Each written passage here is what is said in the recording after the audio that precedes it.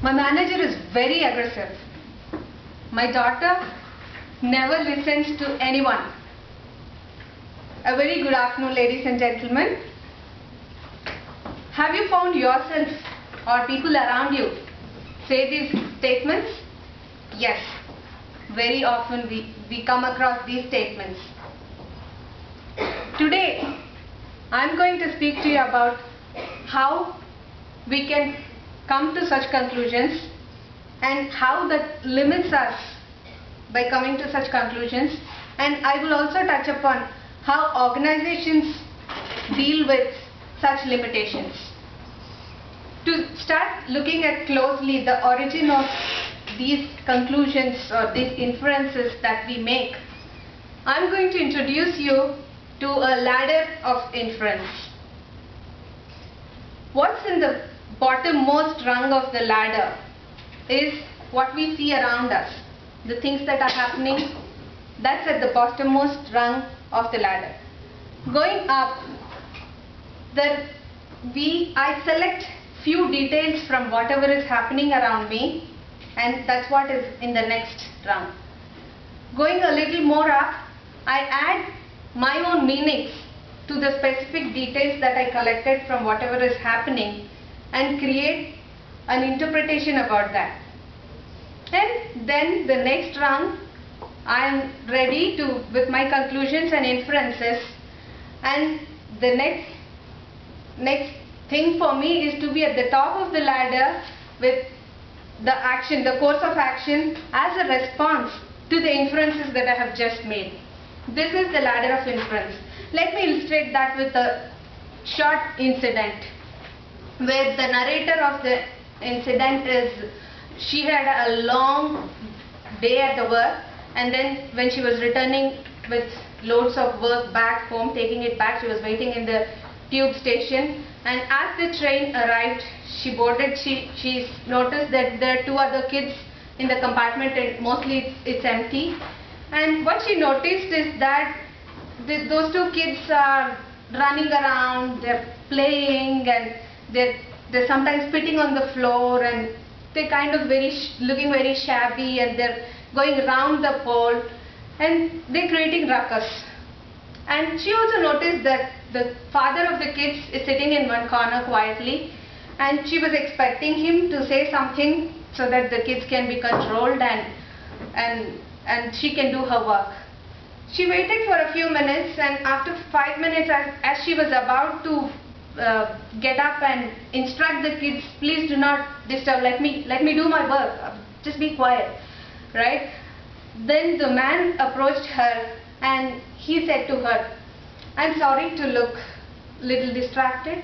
These kids have lost their mother just 10 minutes back in the hospital. So going back to the ladder of inference, what was happening in this incident is that the kids were doing whatever they were doing and the father was sitting. That's what was happening. And going a step ahead, the details that the lady picked are the kids being mischievous. And the meaning that probably the lady would have added if she was someone like me is like something like, why is the father not doing anything? He should take care of the kids, right? If the mother was there, she would have made them sit quietly. That would be some kind of meaning that the lady would have added. And making it more general, why can't men just take care of the kids for a while, you know? I don't know why they have to be always like this, right? And then she's right there at the action that she wanted to take, right? So this is how we see that at any point there is something happening and then we jump to conclusion. The beauty of it, or maybe the worst part of it, is that we take probably less than a nanosecond to arrive at the inference, arrive at the top of the ladder from whatever is happening around us, and then jump to whatever actions that we want to take based on the response to the inference that we have just made. And perhaps it's the way we have trained ourselves to infer from things around us from the childhood, right? So where it limits us, and the moment we are able to see that there is this ladder of inference, and we are able to use this tool to uncollapse it rung by rung, then what comes forward is acceptance, and what also comes is the ability to communicate with the basis of whatever is happening rather than whatever we infer. Having said this, what I would like to touch upon is, once we are able to use this tool at an individual level, that brings a lot of new set of actions during our interactions with people.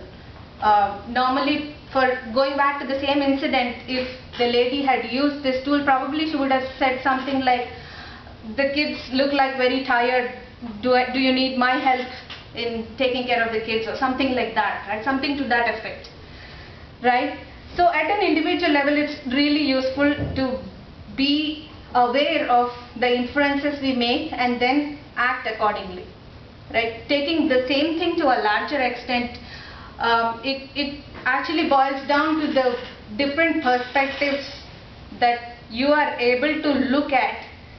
Once you are able to dismantle this in this manner, you start to respect other perspectives rather than believing that your perspective is the fact, right? And then if you look at the many organizations that are there, which essentially consists of different sets of people who all come with these limitations, and what is more and more important these days is to drive business results, and how we want to do that is to remove these limitations, and by bringing in diversity of thought. Maybe the diversity of thought can come from different people from different nations, it could be people from different age groups, it could be people from different genders, it could be people from different backgrounds or ethnicity.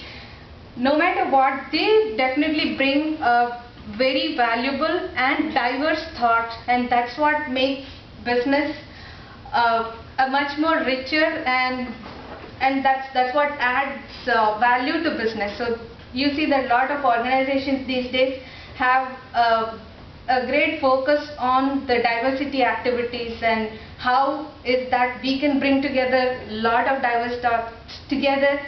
And the challenge, of course, is to see to it that it doesn't result in a delayed process in the decision making.